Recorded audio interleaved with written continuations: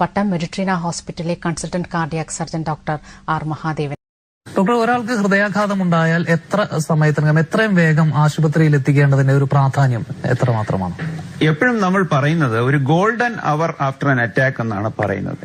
ഒരു സുവർണ അവസരം ഈ ഫസ്റ്റ് മണിക്കൂറിലാണ് നമ്മളത് പ്രയോജനപ്പെടുത്തേണ്ടത്. ഈ ഒരു മണിക്കൂർ ഒരു ഹൃദയാഘാതം വന്നതിന് ശേഷം ഒരു മണിക്കൂറിനകം നമ്മൾ ഒരു കാത്ത് ലാബ് അല്ലെങ്കിൽ ഒരു ICU ഉള്ള ഒരു ആശുപത്രിയിൽ കൊണ്ടുപോവുകയാണെന്നുണ്ടെങ്കിൽ ഇവരെ നമുക്ക് രക്ഷപ്പെടുത്താൻ ഒരു 99% ചാൻസ് ഉണ്ട്. ഒരു 1% ചാൻസേ ഉള്ളൂ ഇങ്ങനെ നമുക്ക് ജീവനൊരു ദോഷം വരാനുള്ള ഒരു സാധ്യത.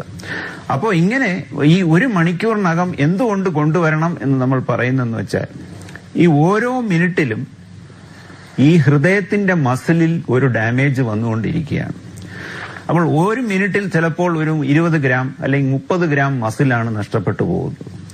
ഈ 30 ഗ്രാം നഷ്ടപ്പെട്ട മസിൽ പോയതാണ്, അത് പിന്നെ തിരിച്ചു വരത്തില്ല. നമ്മൾ എന്ത് ചെയ്താലും ഇതിന്റെ പ്രവർത്തനം തിരിച്ചു വരത്തില്ല. അപ്പോൾ എത്രയും മസിൽ നമുക്ക് സേവ് ചെയ്യാൻ പറ്റുന്നുണ്ടോ അത്രയും രോഗിക്ക് അത് ഒരു അംഗവൈകല്യം ഇല്ലാതെ നമുക്ക് മുന്നോട്ട് പോകാൻ പറ്റും.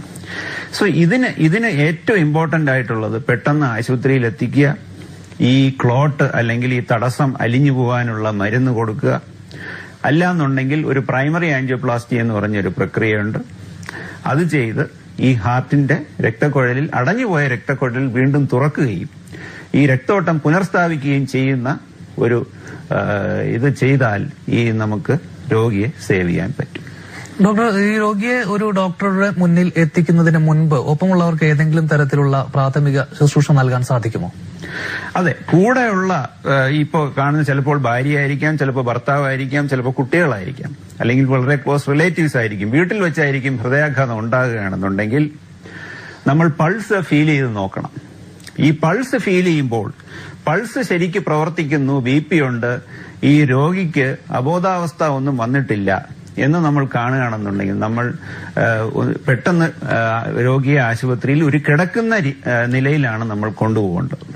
രണ്ടാമതായിട്ട്, ഇപ്പോൾ ഹൃദയം സ്തംഭിച്ചു പോയി അല്ലെങ്കിൽ ഹാർട്ട് സ്റ്റോപ്പ് ചെയ്തു പോയി, പൾസ് കിട്ടുന്നില്ല, നമുക്ക് ആദ്യം ചെയ്യേണ്ടത് എക്സ്റ്റേണൽ കാർഡിയാക് മസാജ് എന്ന് പറഞ്ഞത് ഇപ്പോൾ ഈ ചിത്രത്തിൽ കാണുന്ന പോലെ ഈ ഹൃദയത്തിന്റെ ഇടതുവശത്ത് നമ്മൾ കംപ്രഷൻ കൊടുക്കുക. ഈ കംപ്രഷൻ കൊടുക്കുന്നത് നിർത്താൻ പാടില്ല.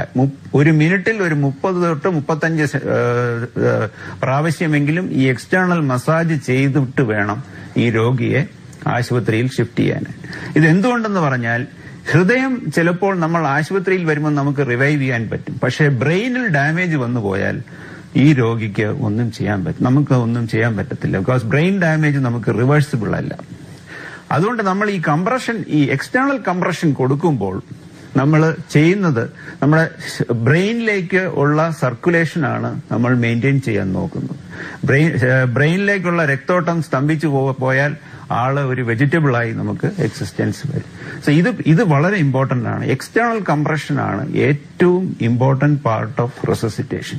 ഇത് ചെയ്യുന്നത് എപ്പോഴെന്ന് വെച്ചാൽ ഹൃദയം സ്റ്റോപ്പായി ഹൃദയസ്തംഭനം വന്നതിന് ശേഷമേ ചെയ്യാവൂ. അതിനാണ് പൾസ് ഫീൽ ചെയ്ത് നോക്കുക, രോഗി കോൺഷ്യസ് ആണോ എന്ന് നോക്കിയതിന് ശേഷമേ നമ്മൾ ഇതിൽ ഏർപ്പെടാൻ പാടും. ഡോക്ടർ, നെഞ്ചുവേദനയുമായി എത്തുന്ന ഒരാളെ ഏതൊക്കെ പരിശോധനകൾക്കാണ് വിധേയമാക്കാറുള്ളത്?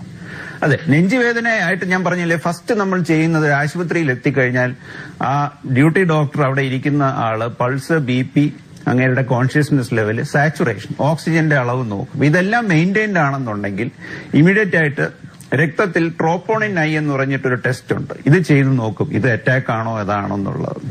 പിന്നെ ഒരു ECG, ഇമ്മീഡിയറ്റ് ആയിട്ട് ഒരു ECG എടുത്ത് നോക്കും. ECG എടുത്തു കഴിഞ്ഞാൽ നമുക്ക് അറിയാൻ പറ്റും അതിൽ വന്നിരിക്കുന്ന വ്യതിയാനങ്ങൾ ഒരു ഹാർട്ട് അറ്റാക്കിന് ഒരു ഇൻഡിക്കേഷൻ തരുന്നുണ്ടോ ഇല്ല. അപ്പൊ ഇൻഡിക്കേഷൻ ഉണ്ടെന്നുണ്ടെങ്കിൽ ഇമ്മീഡിയറ്റ് ആയിട്ട് ഒന്നുകിൽ ICUവിൽ കിടത്തുക, അല്ലെങ്കിൽ സ്ട്രേറ്റ് അവേ കാത്ത് ലാബിൽ കിടത്തി ഒരു ആൻജിയോഗ്രാഫി ടെസ്റ്റിന് ഈ രോഗികളെ വിധേയമാക്കും. അങ്ങനെ ചെയ്തു കഴിഞ്ഞാൽ നമുക്ക് ഈ ബ്ലോക്ക് എവിടെയാണ്, ഈ ഹൃദയത്തിന്റെ ഏത് ഭാഗത്താണ് ഈ അനക്കക്കുറവ് കാണുന്നത് എന്ന് കണ്ടു കഴിഞ്ഞാൽ ആ രക്തക്കുഴല് ഇമ്മീഡിയറ്റ് ആയിട്ട് നമ്മൾ ഒരു പ്രൈമറി ആൻജിയോപ്ലാസ്റ്റി എന്ന് പറയുന്ന ഒരു പ്രക്രിയയിൽ കൂടെ നമുക്ക് ഈ രക്തക്കുഴൽ തുറക്കുകയും ഈ രക്തോട്ടം വീണ്ടും സ്ഥാപിക്കുകയും നമുക്ക് ഈ രോഗിയെ സേവ് ചെയ്യാനും പറ്റുന്ന ഒരവസ്ഥ.